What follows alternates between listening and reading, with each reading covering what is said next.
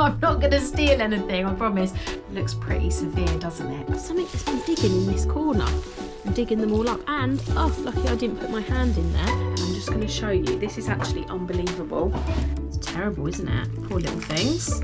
Hello and welcome to my greenhouse. I've got 3 things I really want to be getting on with today in the greenhouse.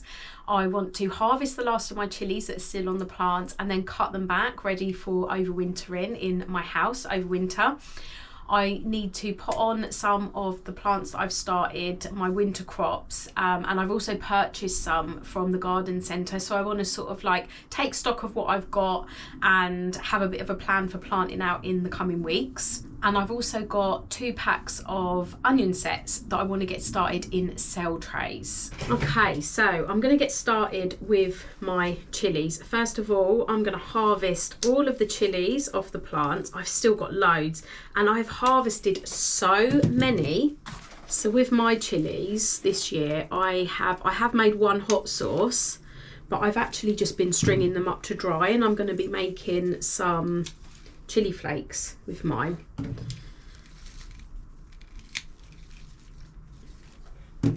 So what have you been doing with your chilies?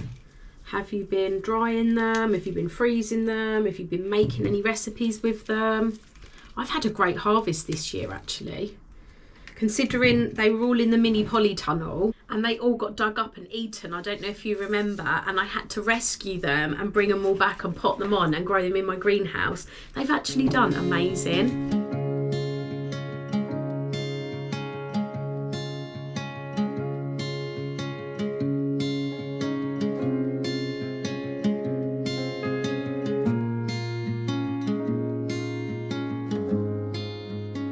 So this late in the season, I've still got quite a few chilies, and I've actually got a pepper as well. So that's really exciting. So that's my harvest. Really pleased with that. Now I need to think about overwintering the chilies. So I'm just going to see how many I've got. I've actually got 14 pepper and chili plants. There is enough room where I'm thinking of putting them. So last year, I think I had 3 or 4 of the hot wax that I overwintered, and I had them on top of my kitchen cabinets. There is enough room for them. So I think I'm going to cut them all back, and then I'll keep the labels in and everything, so I know which one's which. And then I'll go from there and see if once they're smaller, there will be enough room up there for them. Okay, so let's start with this one.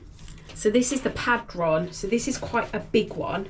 But what I'm thinking of doing is today I'm going to take all of the leaves off and take the stems down. So I'll show you what I'm going to do when I'm doing it. And then what I'm going to do is I'm actually going to go and buy some sterile houseplant mix or sterile compost mix, whatever I can find. And I'm going to take all of the soil out of these, wash all the roots down so that there's less chance of pests coming into the house, and then I'll repot them and bring them in. But today, the first thing I'm going to do is I'm going to take them all back and see how big they are, and then I can go from there. Okay, so the first thing that you want to do if you're thinking of overwintering your chili or pepper plants is taking out anything that looks weak or diseased and taking all of the leaves off. So I'm going to do that first. The next thing what you want to do is look for the stems going up. So this is a bit of a wonky plant actually, but I will sort that out when I repot it. But if you look here, if I look at it at this angle, you've got the main stem going up and then you've got the stems going off, and what you want to do is look for the V. So this is the main branch, and then you've got the branches coming off of it, off of the main branch, and then you look for the V here. So there's the first V that's coming off of that stem, and then you just want to cut just on top of those nodes past the V. So always get past the V and then cut just on top of the nodes, and this is where all the growth will come from next year. So if you look at this one as well, so this stem, and then that's the V, so then this one actually doesn't look too good, this branch here, so I will just take that off probably here. But you need to sort of look around it and sort of calculate where you want the cuts to be. So on this one here, you can see the V's here. That's the V coming off the stem. So then this is the bit here that I would cut on top of, right here. Okay, so I'll do this with one hand. So we're following up the stem, we're following up to the first V, which is here, and then right on top we're going to cut there. So all these bits here we're going to cut off like that. So that bit is now left. So the same bit here, you're coming up, this is the first V, and then it's the nodes on top of that. There you go. And that's the first one done. Now you can take all the leaves off, but I think, well, I'm going to be cutting all this off anyway, so I'm not going to spend time taking the leaves off and then cutting it back. So I just take the leaves off at the bottom and anything that doesn't look too healthy, and then I go up and I find the first set of V's and I cut on top. So that's how I do it.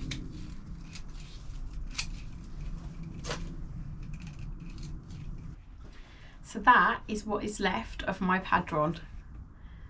Looks pretty severe, doesn't it? But this is going to be amazing next year, and it's going to give us hopefully an earlier crop, and I won't need to start so many seeds off at the beginning of the year.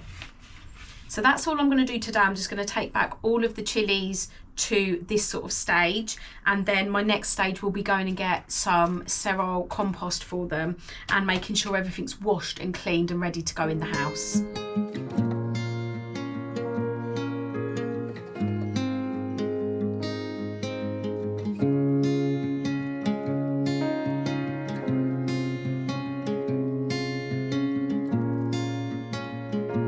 Okay, so that's the first job done. I've now got all my peppers and chilies ready for the next step, but they've all been cut back and they're all ready now to be repotted, ready to overwinter in the house. I have actually kept two of them, the basket of fire. I've actually kept them, and I'm going to keep them going on my windowsill in my kitchen because they've still got quite a lot of chilies on them, and actually they're quite small and they look quite good. So I'm going to actually keep them on my kitchen windowsill all throughout the winter. And now I just need to take stock here of what I've actually got and see what's missing and see what sort of needs to be potted on and things like that.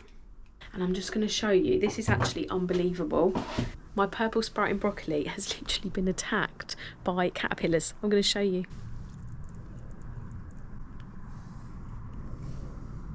I don't know if you can see that, but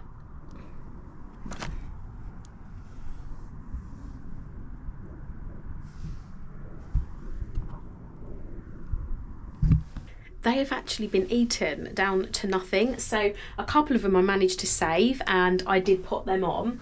So I've got, whatever, I've got 7. So I've got 7 I managed to save, but the other ones have been completely eaten by caterpillars. So that wasn't very good, was it? But I went down and I got a whole load of other bits and pieces from the garden centre, and I've got some bits that I need to pot on, but a lot of the stuff I started wasn't looking great, which is why I thought, do you know what, I'm going to go down to the garden centre and get some bits, so at least I know I've got something if nothing comes of mine. But I think from everything that I've sown, like for my winter crops, half of it isn't looking too good. So that is my question of the day today. What are you growing over winter? What are you overwintering? What are your plans? Are you overwintering chilies like me? Have you got any plans to grow anything undercover anywhere, or out in your allotment or your gardens, or on your kitchen windowsill like me? Let me know. So I think looking at everything I've started, I don't think anything's really healthy enough to pot on, but I have got a few lettuces, and by a few I mean literally about 5 or 6 in this whole thing that I'm just going to pot on now. Okay, I'm just going to see how many I've actually got in here. So that's 1. So I've got 1. To be honest, I have actually really neglected everything in the greenhouse. So to even have these is something. Okay, I've got 3 there. 1. As you can see, this needs a really good water. It's terrible, isn't it? Poor little things. So I've got 1, 2, 3, 4, 5, 6, 7. I've got 7 lettuces that I will pot on.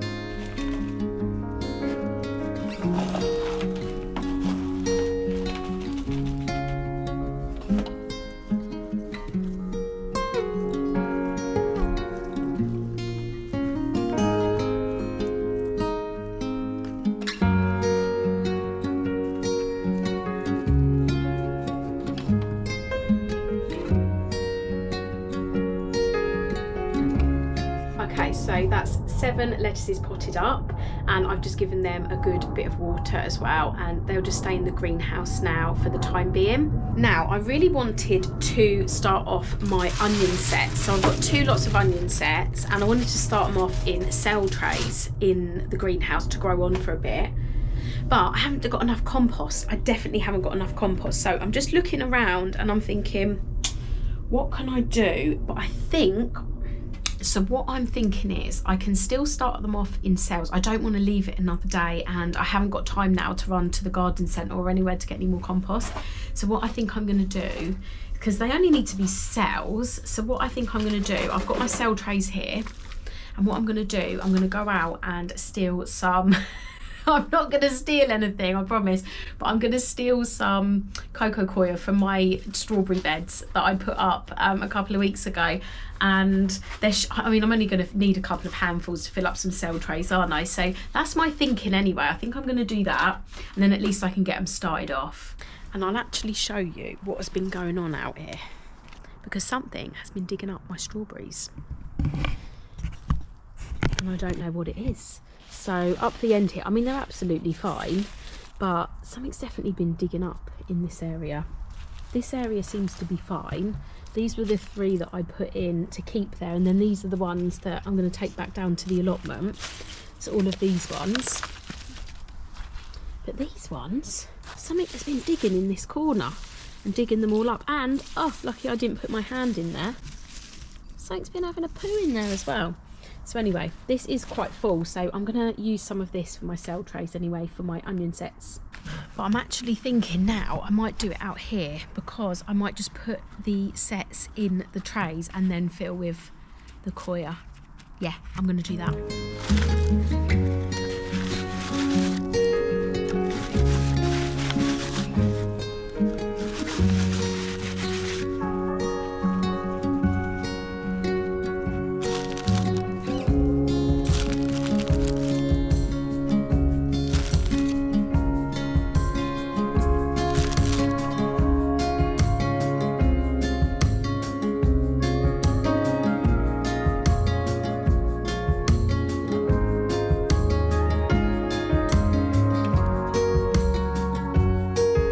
So I have put in cell trays 30 of each type of onion, and I've got loads left over, so I might just plant them straight at the plot. Depending on how much room I've got down there, I might just give them to my dad. But I think I've got more than enough onions, considering I'm the only one that really eats onions in the household anyway. Vince, as you all probably know, is allergic to onions, so he can't eat them. So I definitely don't think I'm going to need all of these, but hopefully they do well. I've never actually grown onions before, so please let me know if you've got any tips. It would be greatly appreciated. All my 3 jobs are done now. The first stages of overwintering my chilies, I've taken stock of what I've got and potted a few things on, and I've got my onions now in cell trays. Thank you so much for watching today, and I'll see you again soon.